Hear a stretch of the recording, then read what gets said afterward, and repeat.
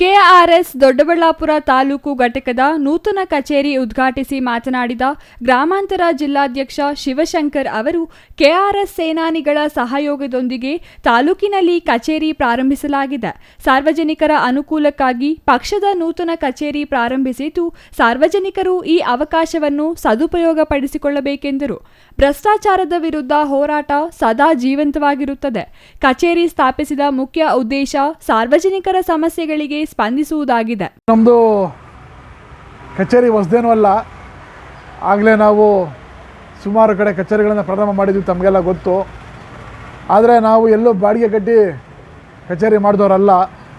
ಯಾಕಂದರೆ ನಮ್ಮಲ್ಲಿ ದುಡ್ಡಿಲ್ಲ. ಬೇರೆ ರಾಜಕೀಯ ಪಕ್ಷಗಳ ಥರ ನಮಗೆ ಫಂಡಿಂಗ್ಸ್ ಯಾವುದೂ ಬರೋದಿಲ್ಲ.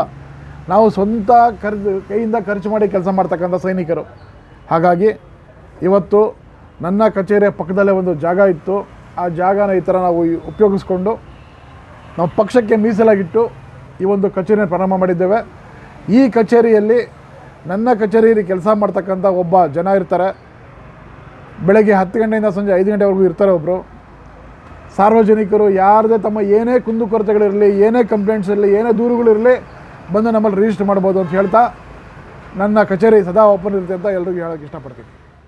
ಇದನ್ನು ಅರಿತು ನಮ್ಮ ಪಕ್ಷದ ಪದಾಧಿಕಾರಿಗಳು ನಿಷ್ಠೆಯಿಂದ ಸಾರ್ವಜನಿಕರಿಗೆ ಸ್ಪಂದಿಸಬೇಕಾಗಿದೆ ಎಂದರು.